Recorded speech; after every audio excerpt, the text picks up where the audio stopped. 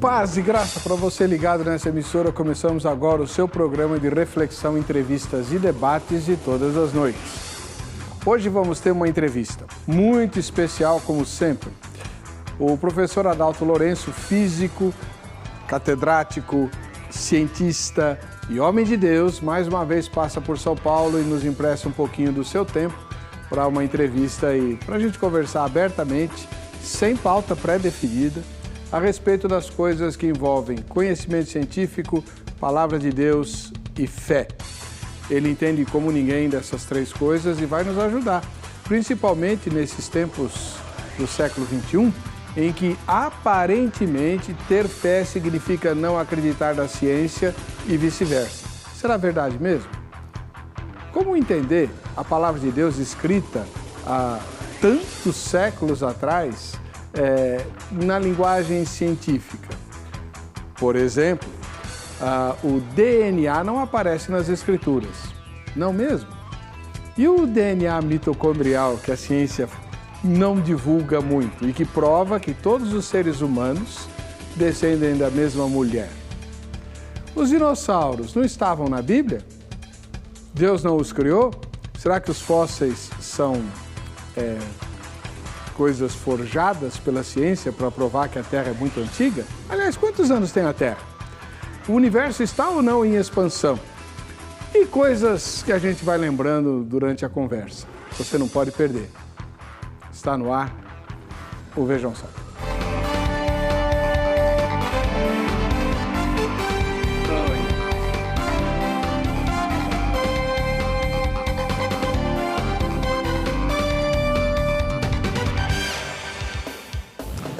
Olá, é com grande alegria que começamos em nome da Academia Teológica da Graça de Deus. Agrade mais essa edição do programa Vejam Só. Tem presentes para você que votar na enquete. Ela está postada no site do programa, no vejamsó.com.br. Votou, foi sorteado, ganha os presentes da Agrade, tá bom? Hoje o programa não é um debate, é uma entrevista que vai virar um pouco de debate, porque eu tenho várias perguntas complicadas e sem pauta pré-definida. O professor Adalto não viu nada do que eu pensei, né? Mas a gente vai falar sobre ciência e fé. Professor Adalto Lourenço, muito obrigado pela sua presença, paz e graça. Bem, prazer mais uma vez estar contigo aqui, Heber. O irmão é cristão de que confissão? Eu sou da igreja presbiteriana. Eu até brinco com as pessoas, meus pais me levaram para a igreja com 7 dias de idade. Sério? Mas eu me converti por volta de uns 10 anos. Ali eu entendi o que significa o que Cristo fez por mim. 7 dias?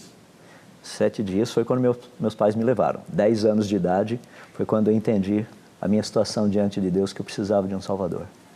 O irmão é membro de qual igreja? Sou membro de uma igreja chamada Igreja Presbiteriana do Redentor. Em Limeira? Atualmente estou como membro lá nos Estados Unidos, porque eu estou um pouco lá e um pouco aqui. Ah, tá. Aliás, o senhor está de viagem para lá mais uma vez, né? Cheguei e estou voltando para lá de novo. Ah, tá bom. Muito obrigado mais uma vez pela sua presença. E a gente vai assistir a matéria que fala um pouquinho do professor Adalto Lourenço e da sua obra, e já voltamos com várias perguntas para ele responder de sopetão aqui no Vejam Só. Você com certeza já fez essa experiência aí na sua casa. Colocou água e óleo no mesmo copo. Comprovação é que os dois não se misturam. Efeito muito parecido quando falamos de ciência e religião. O fenômeno parece o mesmo. Eles não se misturam, ou pelo menos essa é a opinião de muitos. É algo que foi criado durante anos e que parece que nunca mudou. Na verdade, apenas foi reforçado. Pessoas de dentro da igreja dizem que o cristão não pode trabalhar ou fazer ciência. Muitos cientistas dizem que não pode ou não existe ciência de verdade quando ela se mistura com a religião. Porém, em alguns momentos da história, aparecem homens e mulheres dispostos a quebrar essa barreira e mostrar que os dois podem sim andar juntos e ainda mais, eles podem se complementar. Um desses homens é Adalto Lourenço. mestre em física, com especialização em física de superfície. Além disso, graduou-se em teologia e música sacra pelo Seminário Bíblico Palavra da Vida. Os seminários ministrados sobre o tema criação e evolução geram muito debate, tanto na academia quanto dentro da igreja. E esse tem sido o trabalho de Adalto nos últimos anos, levar um pouco de conhecimento, tanto para aqueles que defendem a religião, como aqueles que defendem a ciência, mostrando que os dois podem sim caminhar juntos. E quando tem debate e principalmente polêmica envolvida, é claro que vira assunto aqui do programa Vejam Só. E hoje, com muita alegria, recebemos para uma entrevista mais do que especial o físico e teólogo Adalto Lourenço. Fique ligado, o programa Vejam Só de hoje está apenas começando e você com certeza vai aprender muito. Antes de começar as perguntas, eu queria que o senhor falasse um pouquinho sobre o livro Como Tudo Começou, que eu, digamos, o meu, que o senhor me deu, foi extraviado. Muito provavelmente está na Universidade Federal do Rio de Janeiro, né, em posse de um estudante de ciências biomédicas que o emprestou, sem me avisar. Mas, enfim, está em boas mãos. Ele está esgotado. Olha, o livro esse ano, inclusive, agora no mês de outubro, ele estará completando 10 anos do seu lançamento. Algumas pessoas, inclusive, perguntaram, você não planeja fazer uma segunda edição? Ainda não. O material que está lá dentro do livro, que é contido no livro, é um material extremamente atualizado. Durante esses últimos 10 anos, alguns exemplos poderiam ser alterados, mudados, mas a essência continua exatamente a mesma. Então é um material, inclusive o livro trata especificamente da questão do criacionismo científico. E como é que a gente acha o livro se ele está esgotado? Essa é uma boa pergunta. Só ligar lá na Editora Fiel. Eu até brinco com o pessoal, é fácil lembrar, eles não são corintianos, mas são da Fiel. Pode ligar lá e fala, pessoal, olha, o livro está esgotado. Então pede para reimprimir, ou seja lá o que for. Existe versão eletrônica? Ainda não. Esse é um projeto que eu sei que a editora está trabalhando também. Eu estou trabalhando em alguns livros, são livretes, justamente para esse projeto do e-book. O primeiro, inclusive, já se encontra no site da Amazon.com.br. É um livro intitulado 10 mitos sobre o criacionismo.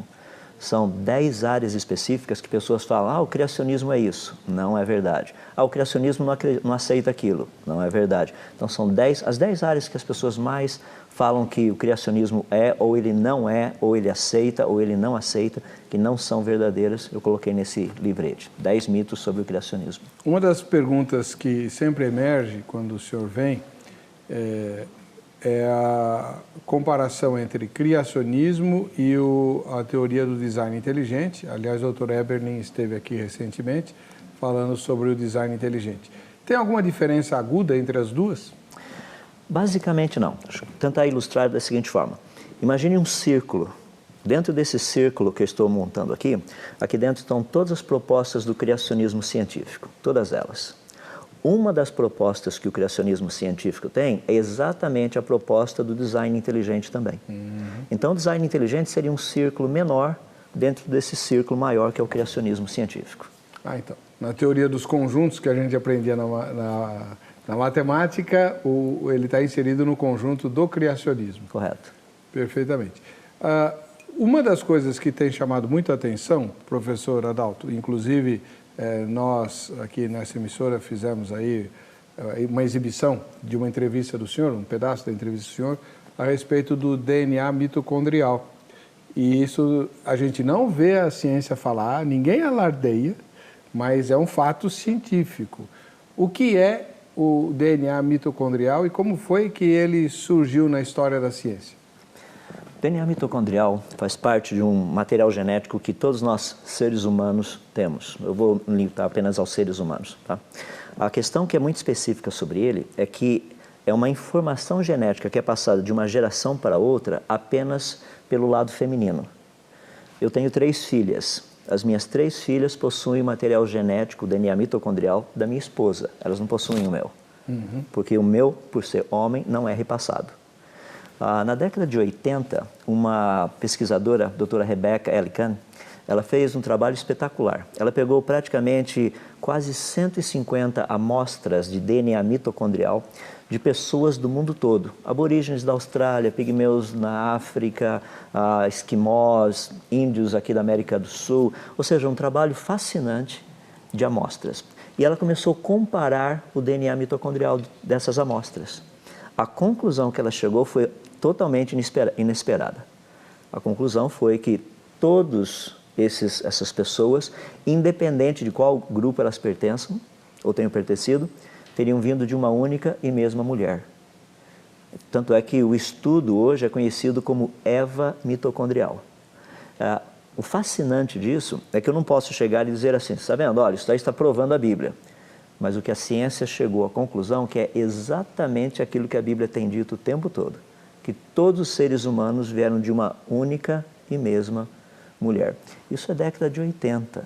Então, tem 30 e poucos anos. Correto. Essa descoberta. Não seria, assim, por que a gente não vê os jornais falando bastante disso, noticiando? Até brinquei com o senhor na outra entrevista, né? A cientista publicou no boletim da igreja. Atualmente está quase essa situação. As pessoas dizem que os criacionistas não publicam. Não é que nós não queiramos publicar. É que o material que nós temos a oferecer é contrário ao status quo que a ciência possui hoje, ou seja, o posicionamento científico. Deixa eu dar um exemplo bem simples. Água. Nós tomamos água o tempo todo. Pergunta, de onde veio toda a água que tem no planeta Terra? Até pouco tempo atrás diziam, a água que tem no planeta Terra veio dos cometas. É bem interessante porque tem uma sonda espacial que fez uma pesquisa específica num cometa e foi uma sonda, a sonda Rosetta. O trabalho foi espetacular porque foi possível comparar o tipo de água que está no cometa com o tipo de água que está na Terra. Deixa eu ilustrar. Hidrogênio possui um próton e um elétron. Tem um outro elemento químico que nós chamamos de deutério, que é apenas um hidrogênio que tem um próton e um nêutron e um elétron. É o tal pesado. Forma a chamada água pesada.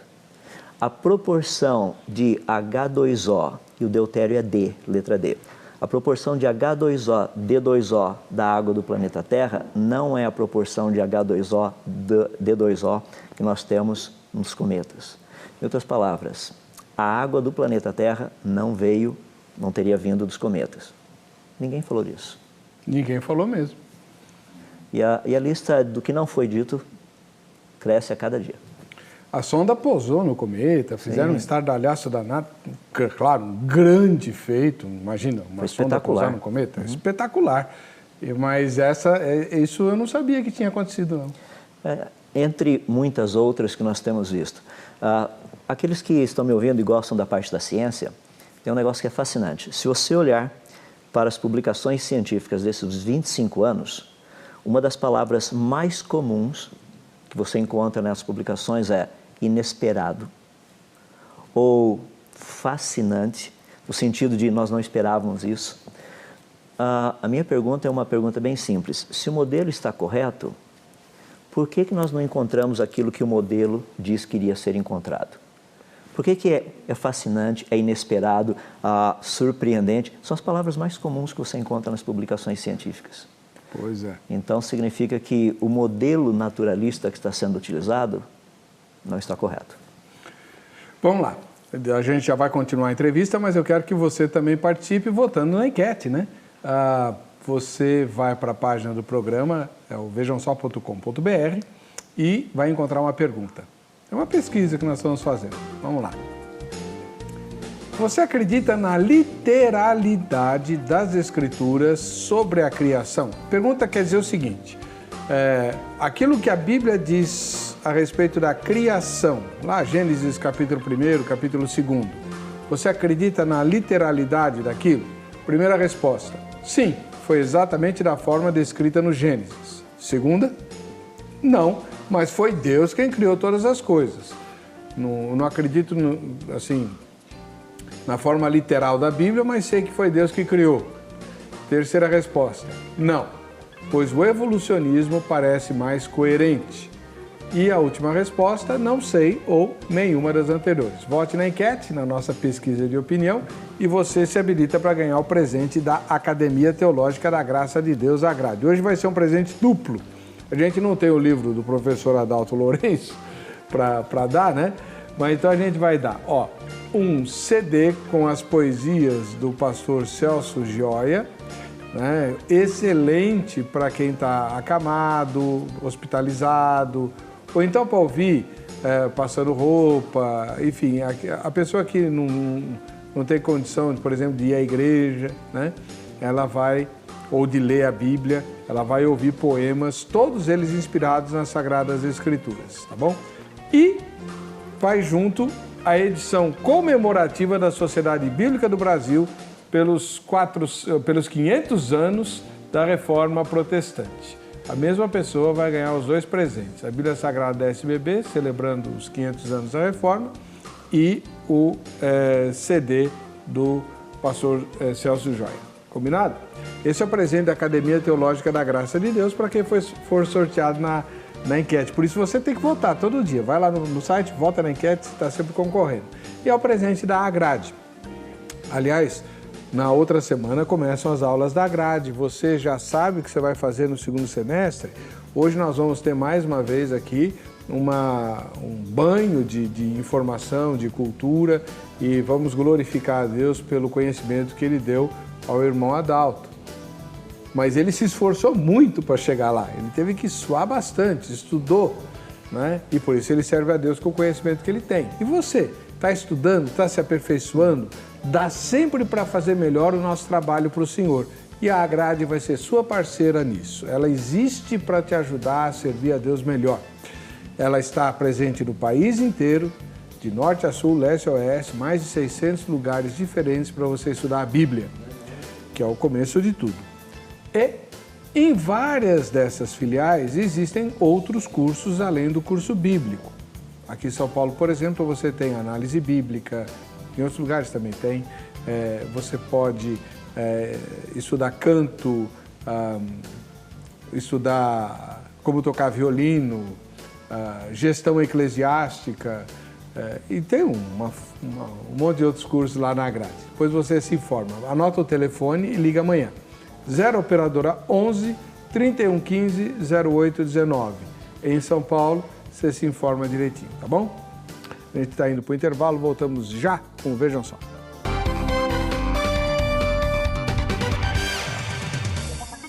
Muito bem, estamos de volta com o programa Vejam Só. Hoje uma entrevista com o professor Adalto Lourenço. Sua área de atuação é física? Física, trabalho na área de física de superfície, mais especificamente entre trocas de energia entre superfícies metálicas e gases. E aplicações vão desde áreas de anticorrosão, sistemas de trocas de energia, por exemplo, asas de avião, paredes de satélite, esse tipo de coisa. Esse tipo de coisa, tá bom.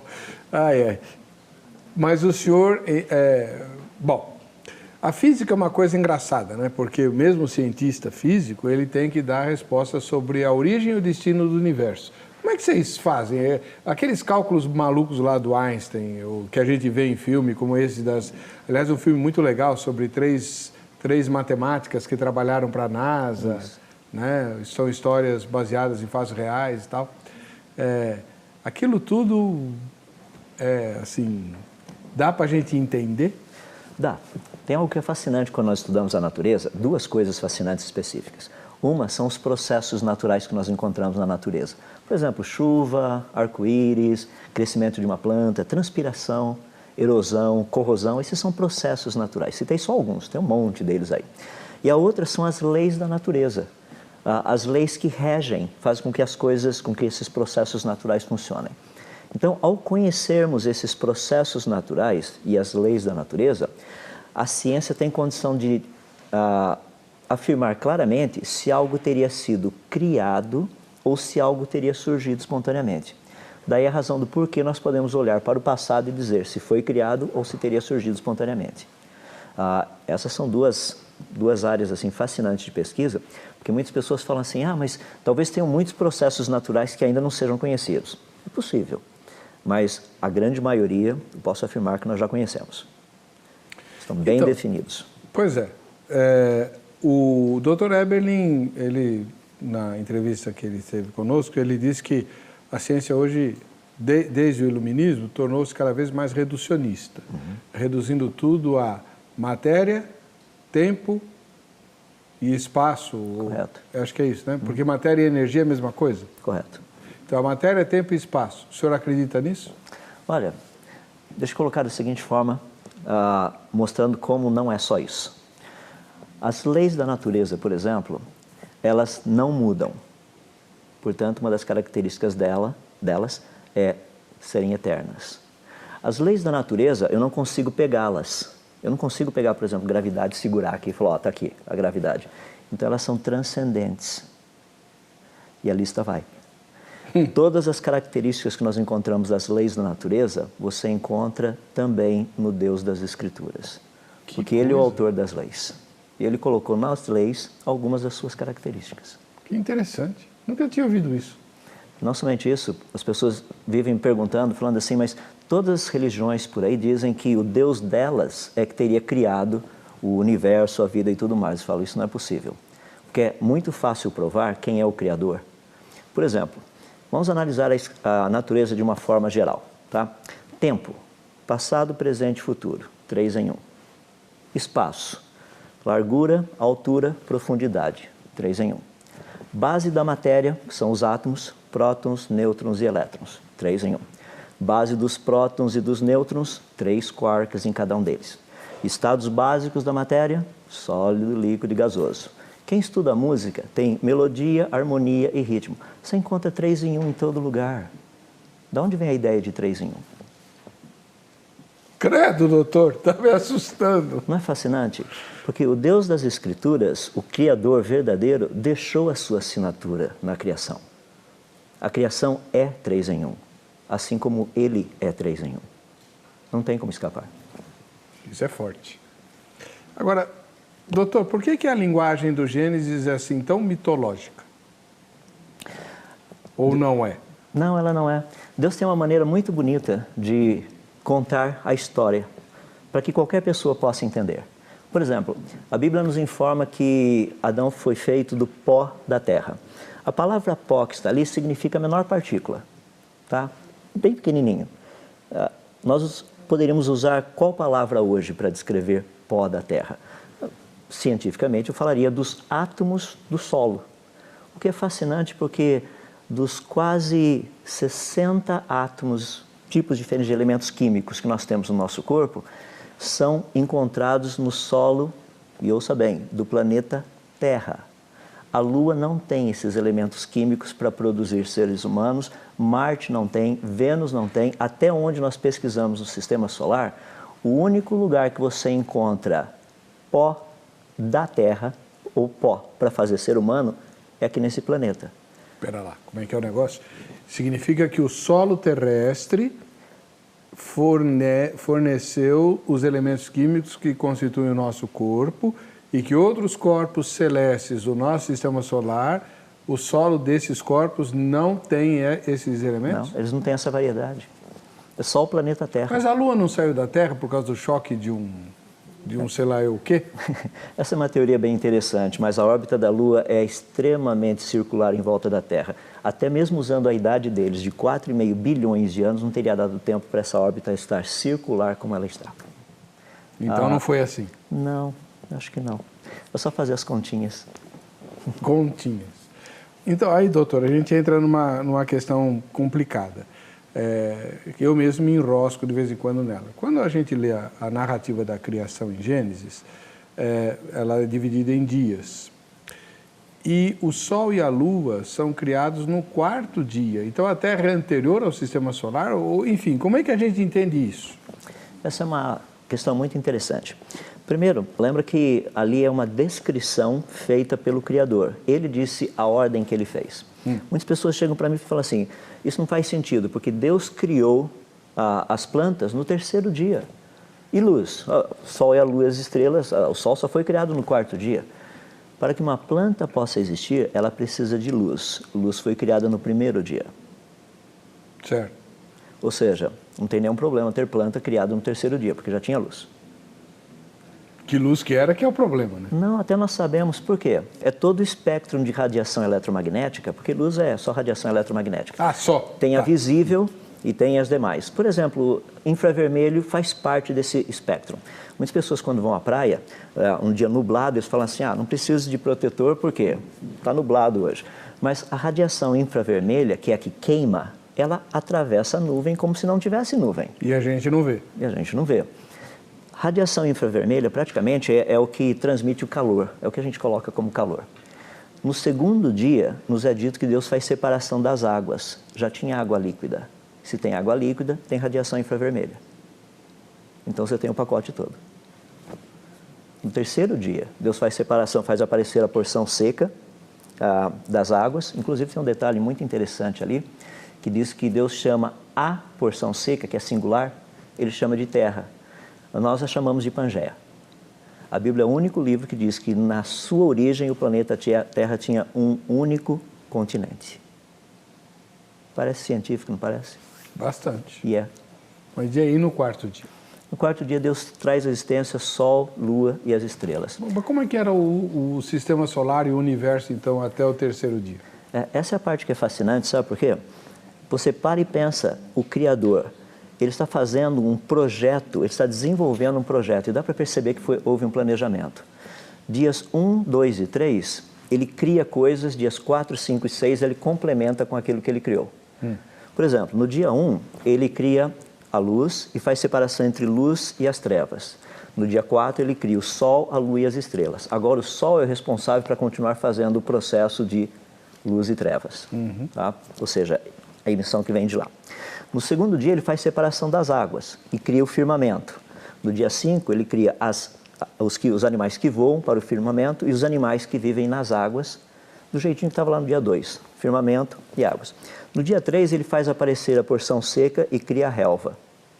No dia 6, ele cria os animais terrestres e os seres humanos. Ou seja, você percebe que seria quase que como uma linha de montagem. Há uma necessidade para que, se tem animais terrestres, você precisaria ter primeiro um local para eles estarem, ou seja, terra seca. Para que eles se alimentassem, você precisaria de relvas. Para que as relvas existissem, você precisaria de luz, lá no primeiro dia. Então, dá para perceber uma sequência, e essa sequência é muito bonita. É uma sequência que mostra o mais eficiente possível.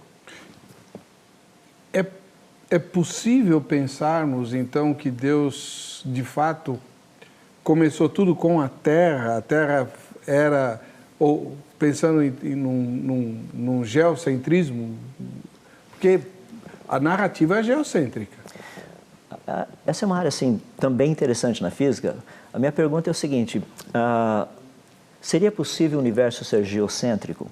Depende das equações que nós estivermos usando. O que você gostaria de colocar como centro? Por exemplo, imagine um avião, tá? O avião está se deslocando a, digamos, a 800 km por hora. Eu estou sentado bem lá na frente, mas eu resolvo ir até o fundo do avião. Então, eu estou andando dentro do avião. Qual é a minha velocidade? Depende. Depende. Eu estou medindo a velocidade dentro do avião ou alguém que está observando lá de fora do avião? Qual é o meu referencial? O avião ou fora do avião? Eu estou medindo, por exemplo, o sistema todo. A Terra está no centro do quê? Eu não sei, o universo é infinito? Não, o universo é finito. Ah, é? É. A radiação de fundo, por ser exatamente a mesma, mostra que o universo é finito. Essa radiação de fundo é uma micro-radiação de fundo, dá mais ou menos uns 3 graus Kelvin, 270 graus Qual abaixo do é o tamanho zero. do universo, então? Se eu fosse dizer com precisão, é o dobro da metade, mas isso não significa nada. Então, eu teria que dizer que é exatamente... Aquilo que nós acreditamos seria cerca de mais ou menos 93 bilhões de anos-luz.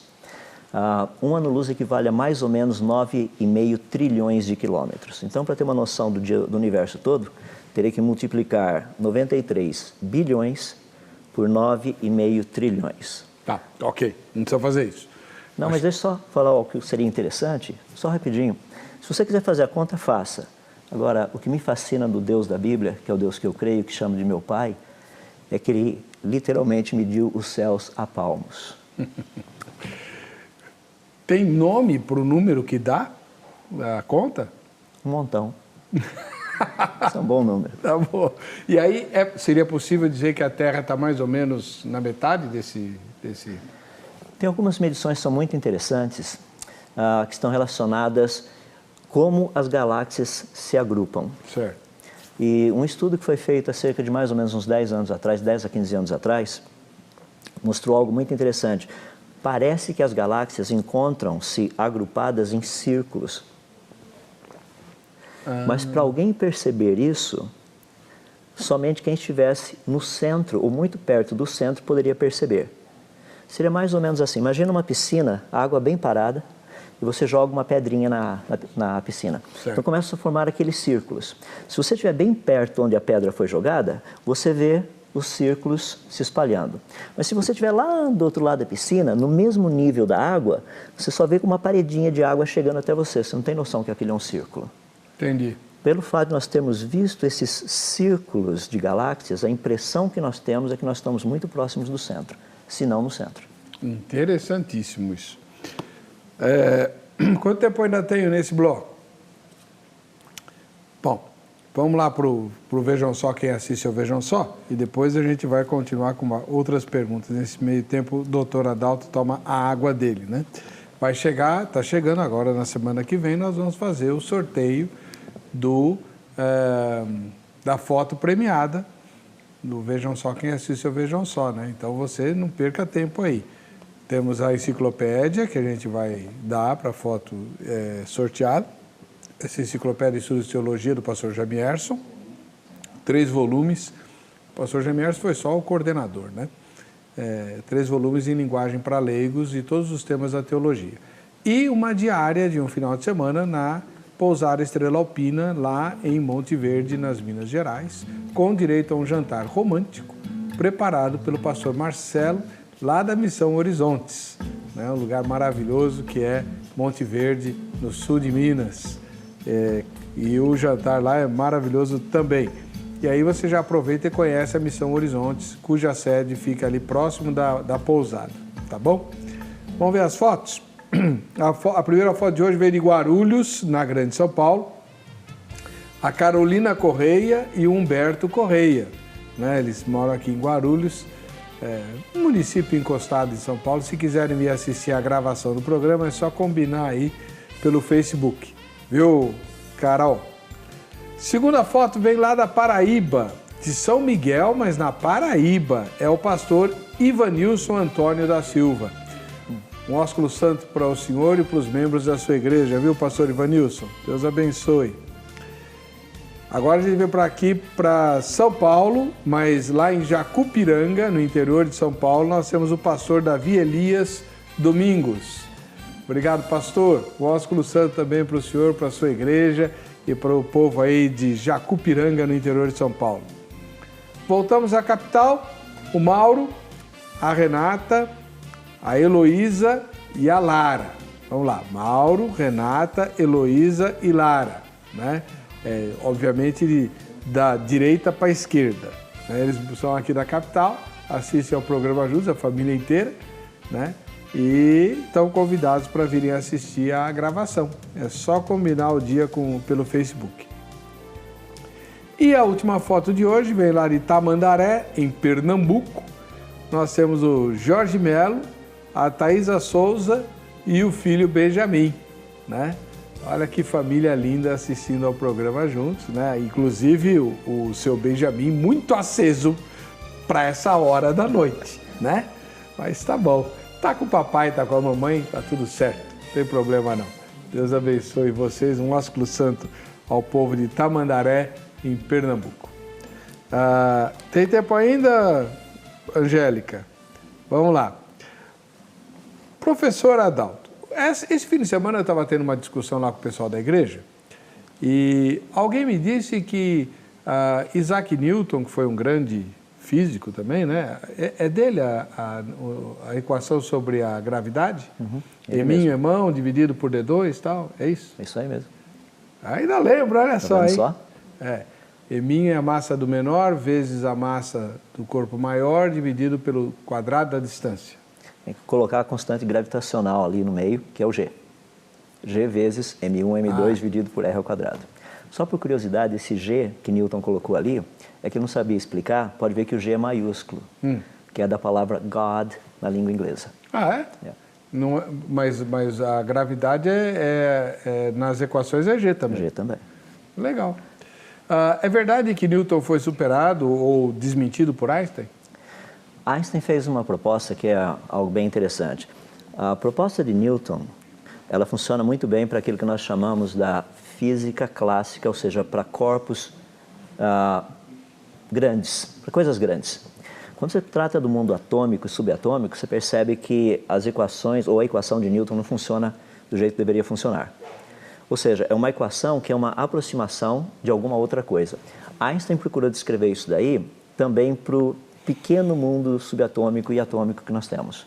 Então, é a parte da teoria da gravitação proposta por Einstein. Essas duas praticamente se complementam, mas ainda o trabalho continua porque a ideia principal, e Einstein praticamente gastou uma boa parte do final da sua vida naquilo que é chamado de teoria dos campos unificados. É tentar juntar gravidade com eletricidade e magnetismo. Por quê? São coisas diferentes? Claro que são coisas diferentes, eu sei. Mas por que campos diferentes? Só curioso também que são três, gravidade, magnetismo e eletricidade. Só por curiosidade. São áreas, por exemplo, o trabalho feito por Maxwell, James Clerk Maxwell, ele conseguiu juntar eletricidade e magnetismo. Então nós temos as 4 equações de Maxwell. Mas o magnetismo não é decorrência da eletricidade? E eletricidade também é decorrente de magnetismo, os dois trabalham juntos. É por isso que a gente, nesse caso, você tem o campo da eletricidade, o campo da gravidade, esses dois campos foram unificados através do trabalho de um cristão, por se falar nisso. Maxwell era um cristão, um homem muito devoto a Deus e às Escrituras. Ele conseguiu unificar. Ninguém conseguiu unificar ainda essas duas, que agora já estão juntas, com gravidade. Esse é o trabalho que muita gente tem trabalhado por aí. Professor, dá para explicar o que é gravidade? Com o conhecimento que nós temos até o presente momento, não. É por isso que eu comento com as pessoas que é algo fascinante. Muitas pessoas falam assim, mas o que é gravidade? Na verdade, nós não sabemos. Nós sabemos como ela funciona. Nós vemos a reação dela. Pessoas chegam para mim, eu uso esse exemplo de uma forma muito prática, eles falam assim, mas quando você fala a respeito de Deus, fala assim, vamos comparar Deus e gravidade. O G de God. Quando você pensa em gravidade, você vê a gravidade? Não. Não. Você pega a gravidade? Também não. Mas é possível senti-la? É impossível deixar de sentir. Não é interessante? Agora, indo um pouquinho adiante, a gravidade é a força de atração, certo? Pelo menos é um modelo que nós temos. Isso, a força de atração entre dois corpos. Está na razão direta do produto das massas pelo quadrado da distância. Muito bem. Ok.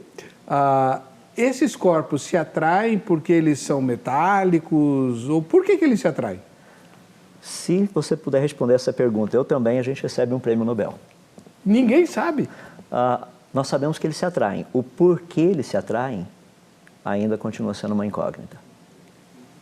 O que faz com que massa, e não precisa ser metálico, não precisa ser magnético, não precisa ser elétrico, nada. Porque Júpiter é gasoso e tem gravidade? Correto. O Sol é uma bola de gás praticamente. Tem gravidade, uma gravidade gigantesca, inclusive capaz de manter todos os planetas girando em volta dele. Então, gravidade é alguma coisa muito interessante. Até agora, ninguém conseguiu exatamente saber o que é. Tem várias propostas, mas à medida que a pesquisa avança, aquilo que tem sido colocado como gravidade... E os astros giram por causa da gravidade? Essa é a razão da coisa. Muito bem bolado por falar nisso, né? Eu acho que Deus foi muito sábio em criar um sistema tão específico como esse. Imagina se não houvesse gravidade, nós aqui no planeta Terra.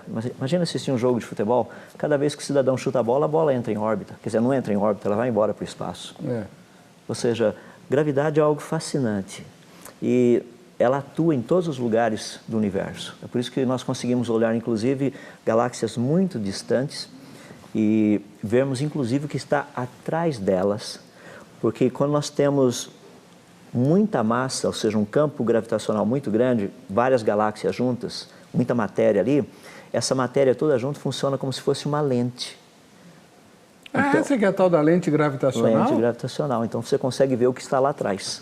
Porque ela passa por ali, ser mais ou menos, aqui está a lente, eu estou desse lado observando. Certo. Desse lado aqui está alguma coisa que eu não consigo ver. Mas como essas galáxias têm uma massa muito grande, elas funcionam como se fosse uma lente ampliando essa luz que vem aqui de trás, passando por aqui. Eu consigo daí ver o que está ali atrás. Foi através desse tipo de lente gravitacional que os cientistas descobriram galáxias que estão a mais ou menos quase 13 bilhões de anos-luz de distância da gente, que têm uma massa gigantesca. Para eles foi uma surpresa. Por quê? Porque o universo estaria, dentro da teoria deles, teoria naturalista, estaria nascendo. Mas como seria possível ter um bebê nascendo com um corpo de adulto? Então... A gente tem que ir para o intervalo. Voltamos já já com o último bloco dessa entrevista com o professor Adalto Lourenço no Vejam Só.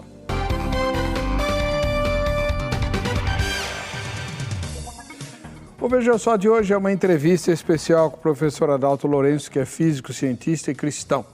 E ele está respondendo de sopetão, não combinamos nada, não passei para ele as perguntas, que aliás várias delas eu estou pensando agora. Né? E está sendo bastante surpreendente. Professor Adalto Lourenço, uma das críticas mais comuns que, não precisa nem ser cientista, pessoas mais esclarecidas um pouquinho, fazem a narrativa da Bíblia, do livro de Gênesis, é em relação ao dilúvio. De onde veio toda aquela água lá? O senhor falou no bloco anterior sobre a água do planeta Terra e provou que a água do planeta Terra só é do planeta Terra, a água dos cometas é diferente, e isso é bem interessante. Mas de onde veio a água do dilúvio? O dilúvio é um mito ou é um fato que a ciência pode provar? E se pode, ele é global ou localizado? Essa é uma pergunta também muito interessante. Olha só.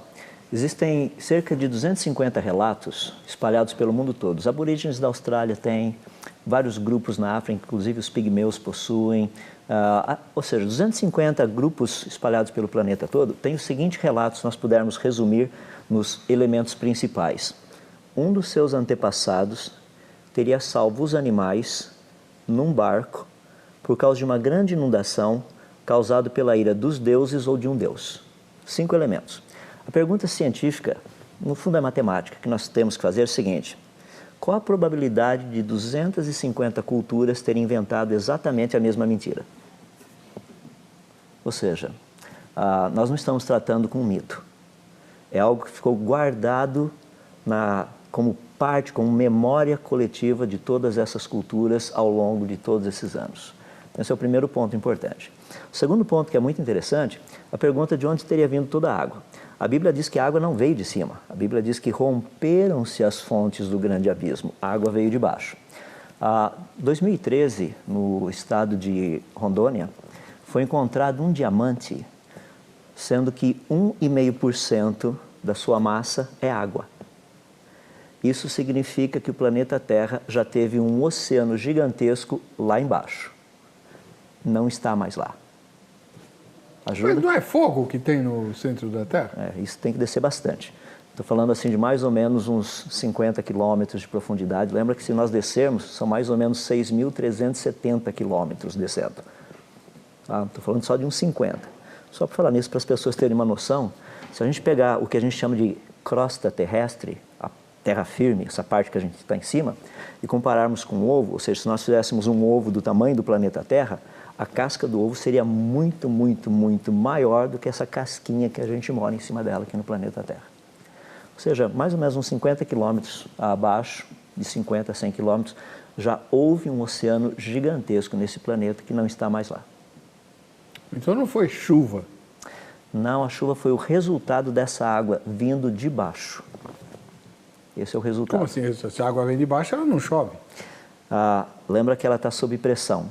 Teria que haver uma rachadura para essa água sair lá de baixo. Ela jorrou. Ela jorrou. Isso caía como abundante chuva. que é mais ou menos não, é a descrição que nós temos lá. Então, a física e a mecânica do dilúvio, examinando o que nós temos no planeta Terra, tanto na geologia do planeta e tudo mais. E isso que causou a divisão dos continentes? Sem dúvida. Tem que ter uma rachadura, tá, para essa água sair lá de baixo. Já percebeu que dá para encaixar a América do Sul com a África? Isso tem a ver com as tais placas tectônicas? Sim. É o movimento delas. Hoje, as tectônicas estão mais ou menos assim. Se você pegar a América do Sul e a África, a distância é mais ou menos de 3.000 quilômetros e a velocidade de afastamento é de mais ou menos 2 centímetros por ano, que é quase a velocidade que a nossa unha cresce por ano. Tá?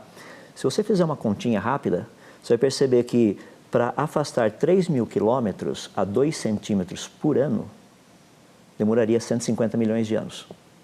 E as pessoas falam, mas a Bíblia está falando de uma cronologia, aí, um dilúvio de mais ou menos uns 4.500 anos atrás, ou seja, teria demorado 150 milhões de anos. Espera, 150 milhões de anos se a velocidade de afastamento for constante. Quem garante que foi constante? Pelo que tudo indica, não foi constante. Eu coloco isso de uma forma bem simples. Na física, a gente resolve coisas de uma forma bem básica, bem natural. Um carro viajando a 2 centímetros por ano, se bater num poste, ele não vai amassar. Sim.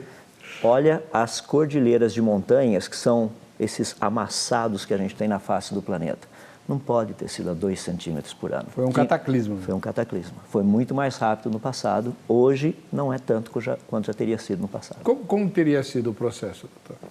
Se você tem água na parte de baixo dessa crosta terrestre e essa água está saindo, você tem os processos de aquaplanagem ou hidroplanagem. Certo. Ou seja, você tem rocha em cima de água. Como é que funciona? Você pegar uma pedrinha, vai lá no lago e joga a pedrinha, ela sai batendo na água e sai pulando. Se você está um dia dirigindo o seu carro na estrada e está chovendo muito e você vira bruscamente e o seu pneu talvez se não tiver uma boa aderência, o seu carro vai aquaplanar, vai escorregar em cima do asfalto.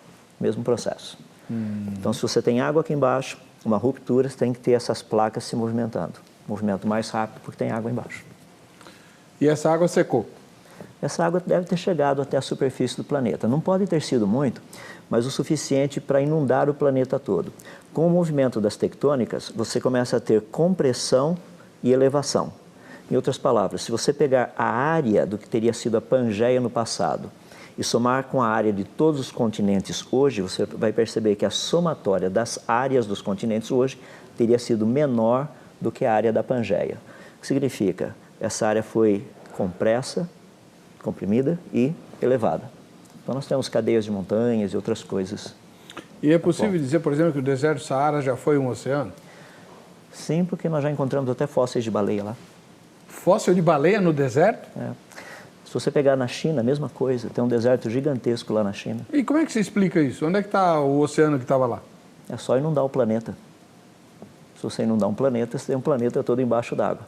Não é interessante que dá para a gente fazer algo assim bem simples em laboratório?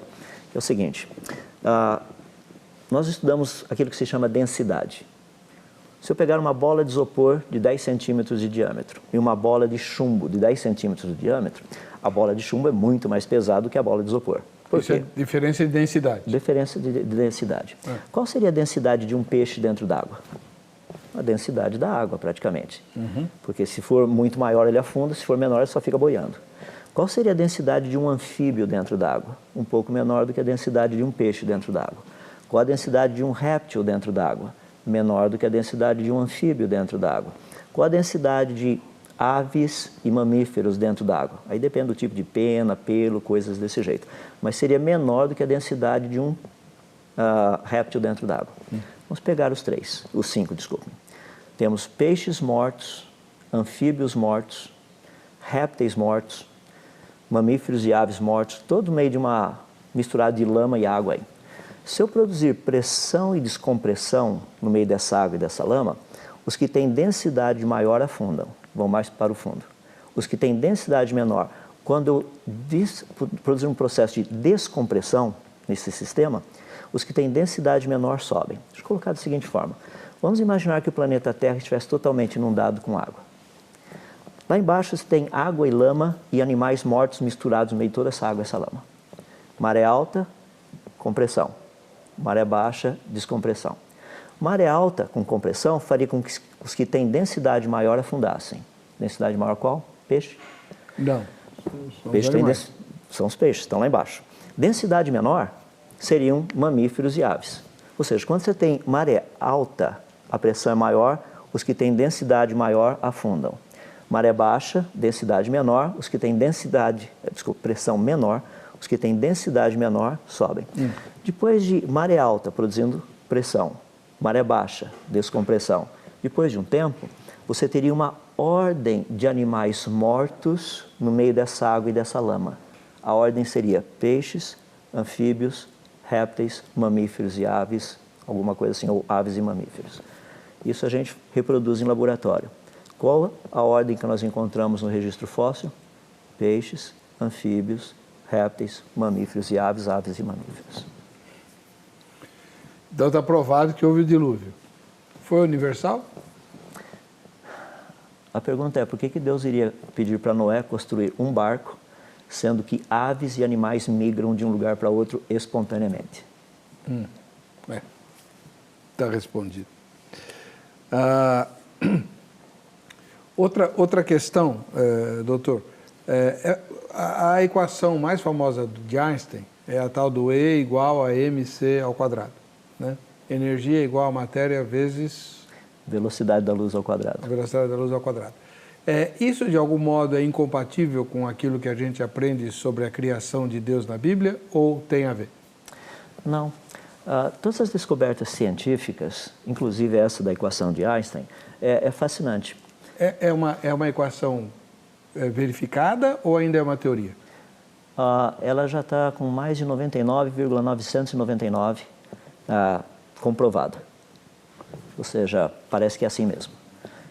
Ou seja, é fascinante quando a gente percebe que quando pessoas com uma mente brilhante como a de Einstein conseguem ver algo na natureza e falar assim, a natureza funciona desse jeito. E realmente funciona daquele jeito. E o fascinante é poder colocar isso numa equação. E mostrar que, por exemplo, a energia que você tem numa folha de papel daria para manter uma locomotiva e com mais de 150 vagões rodando em volta do planeta Terra por quase um século. Então é fascinante. A Bíblia não tem nenhum ponto de contato com isso? Diretamente não, mas quando você vê logo no início, você percebe que o texto de Gênesis diz assim, no princípio criou Deus os céus e a terra. No princípio, tempo, os céus, espaço, a terra, matéria. Então você tem espaço, tempo e matéria, que são os três fundamentais para a ciência poder trabalhar. O que Einstein nos ajudou é como trabalhar essa questão de matéria e energia em matéria. Ou seja, você pode transformar matéria em energia, que é o que o Sol faz o tempo todo, e energia em matéria, também dá para a gente fazer isso, tem sido feito em laboratório. Dá para fazer reverter energia em matéria? Também dá para brincar um pouquinho com isso. Tá bom. Agora, por falar em energia e matéria, uns 4 anos atrás, mais ou menos, na escola dominical, a gente estava estudando sobre a criação e tudo, e eu fui pesquisar alguns textos mais contemporâneos, e alguns cientistas estavam dizendo que, embora o nosso conhecimento a respeito do cosmos seja muito maior do que todas as gerações antigas, a maior parte dele a gente não sabe o que é e não consegue explicar. Eles chamam isso de energia escura e de matéria escura. O que é isso? Essas são duas áreas atuais de pesquisa muito interessantes. E aí tem alguns questionamentos e tem alguns paradigmas também dentro desse contexto. O universo, segundo os naturalistas, tem 13,8 bilhões de anos. O problema é que em 13,8 bilhões de anos, depois, o universo não era para estar como ele está agora. Porque o universo tem uma aparência de coisas que funcionam muito bem. A entropia diz que com o passar do tempo as coisas param de funcionar. Se ainda está funcionando depois de tanto tempo, tem que ter alguma coisa ali que fez o negócio funcionar por todo esse tempo. Deixa eu dar uma ilustração Então não simples. é uma explosão? O Big Bang de acordo com a teoria do Big Bang. Ou algo que seria como uma explosão.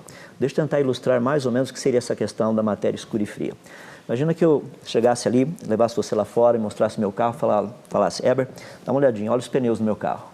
Já andei 100 mil quilômetros com eles. Você olha e fala, rapaz, 100 mil quilômetros, tem até aquelas borrachinhas espetadas aqui, mas como que é possível isso? Aqui tem uma camada de matéria escura e fria em volta do meu pneu, que permitiu que eu rodasse tudo isso e ele parecesse novo ainda. Ah, então é uma desculpa.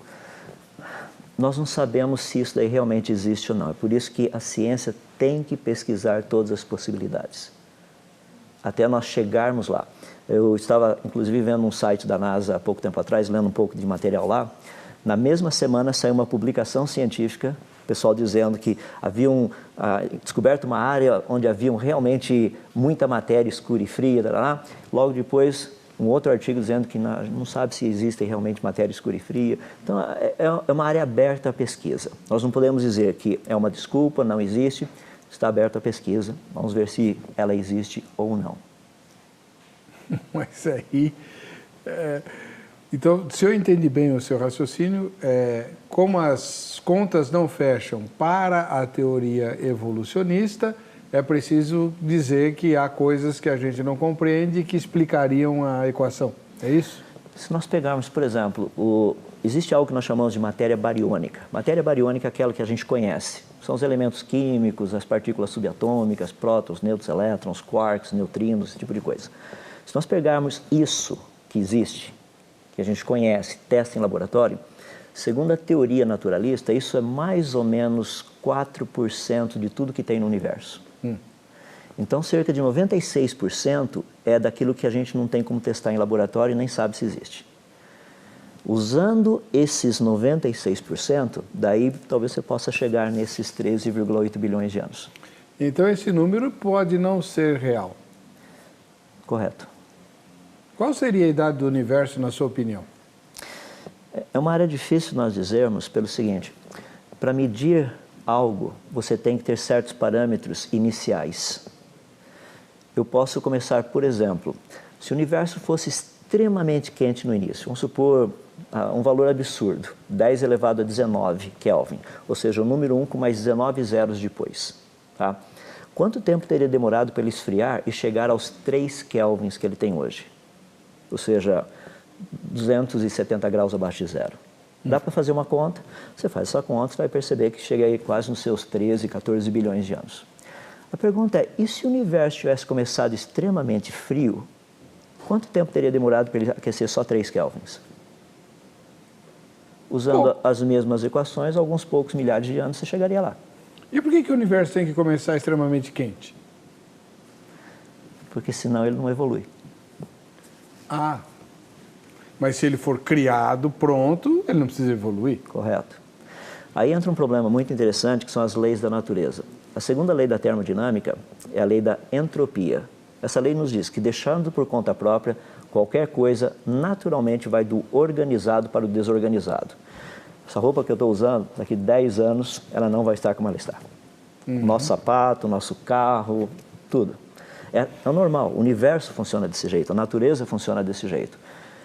Pergunta que nós temos é a seguinte: como o universo teria se organizado? Cientificamente, ele não faz isso. Ele se desorganiza. Então, pelo conhecimento que nós temos das leis da natureza, o universo teria que ter começado pronto, completo, complexo, perfeitamente funcional, para que hoje, um certo tempo depois desse tempo de criação, ele ainda fosse funcional. Seria mais ou menos assim: imagina, ninguém sairia daqui hoje e compraria um carro extremamente velho, com a esperança que com o passar do tempo ele iria ficar novo. Isso não faz sentido. Mas por que um universo começaria totalmente desorganizado e com o passar do tempo ele ficaria organizado a tal ponto de produzir vida inteligente como nós temos no nosso planeta? É possível usar o Big Bang ou algo do Big Bang para explicar Gênesis? No princípio criou Deus os céus e a terra. Haja luz. Bum! Poderia ter esse boom ali, mas o Big Bang, como ele é proposto como teoria, é diferente do que a Bíblia nos ensina. É por isso que eu tenho procurado assim incentivar as pessoas a olhar a Bíblia como ela foi escrita. Deixa eu me colocar de uma forma bem simples. Por que por muitos anos, eu fui evolucionista teísta? Tá? Ou seja, eu acreditava que Deus tinha criado o mundo do jeito que a evolução diz. E eu saí desse evolucionismo para o criacionismo por questões científicas, não religiosas. Tá? O que foi interessante para mim, agora como cristão, de novo, olhando todo esse contexto, só para esclarecer, eu já era cristão antes, tá? Antes dessa mudança. Mas o que foi para mim fascinante foi o seguinte, olha a simetria. Gênesis capítulo 1 fala da criação dos céus e da terra. Gênesis capítulo 2 fala da árvore da vida. Apocalipse 21 fala da criação dos novos céus e da nova terra. Apocalipse 22 fala da árvore da vida. Se os dois primeiros não são literais, por que eu deveria crer que os dois últimos serão? Isso é verdade. Percebe? Deus fez essa simetria para que eu entendesse. Se existe esperança que os últimos serão literais, os primeiros também. É que eu pergunto para tantas pessoas que são cristãs, chegam para mim e falam assim, mas por que Deus não poderia ter criado em milhões de anos? Eu falei, não estou dizendo que Ele não poderia. Eu estou dizendo que da maneira que Ele escreveu não foi assim. Por que a gente vai ficar parado lá esperando a criação de novos céus e nova terra? Deus falou, não, vai demorar uns bilhões de anos ainda. Tá, vocês aguentem mais um pouco, fiquem por aí, dá uma voltinha, voltem daqui a alguns bilhões de anos, a coisa vai estar pronta. Não faz sentido isso. Professor, o fato de haver vida inteligente pode ser explicado como obra do acaso na cabeça de qualquer pessoa? Essa é uma pergunta, Heber, que se nós olharmos só do ponto de vista biológico, a resposta seria não. Se nós olharmos do ponto de vista da informação, é uma gigantesca afirmação não. Porque os nossos pensamentos não são apenas o resultado de elétrons viajando para lá e para cá, ou átomos batendo, colidindo para lá e para cá. Nós sabemos que não é isso. Porque se esse fosse o caso, tudo que nós estamos falando ou pensando não teria valor nenhum, porque é só colisão de elétrons e tudo mais. Então não faz sentido. Isso que me intriga. Alguém que se dedica a estudar de maneira profunda as coisas que existem, chegar à conclusão de que isso tudo é obra do acaso mais o tempo, é uma teimosia muito grande não querer enxergar a verdade. É que no fundo, se você parar e pensar, toda proposta, seja ela científica, filosófica, no fundo, nós estamos procurando responder o seguinte, o que Deus disse é verdade ou não? Se nós partirmos do princípio que o que Deus disse não é verdade, nós temos que criar a nossa própria cosmovisão. Como as coisas teriam começado? Como que elas chegaram até aqui? Portanto, para o senhor, com tamanho conhecimento e profundidade, acreditar na literalidade da Bíblia é uma resposta inteligente? Totalmente, totalmente. A Bíblia faz afirmações científicas. Todas elas estão corretas. Por exemplo, livro de Jó, capítulo 26, verso 7. Deus estende o norte sobre o vazio e faz a terra pairar sobre o nada. Duas afirmações científicas.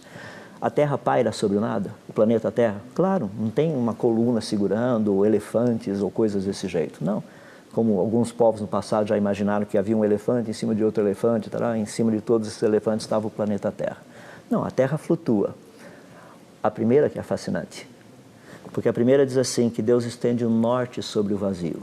No nosso norte sideral foi descoberto no finalzinho da década de 90, comecinho dos anos 2000, um espaço vazio de mais de 1 bilhão de anos-luz.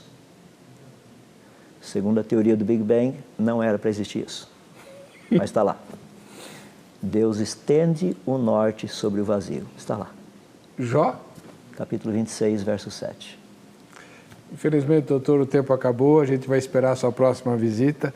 Todas elas muito surpreendentes, fascinantes e que remetem a nossa glorificação a Deus pelo conhecimento que Ele deu ao irmão e pela maneira muito humilde com que o irmão espalha esse conhecimento para glorificar a Deus e para atestar a veracidade das Escrituras. Que o Senhor o recompense. Amém. Muito obrigado mais uma vez. Que Deus continue abençoando o teu ministério aqui. Amém. Vamos ver quem ganhou o presente da grade. David Borges, de Várzea Alegre, lá no Ceará. A gente se encontra no próximo Vejam Só.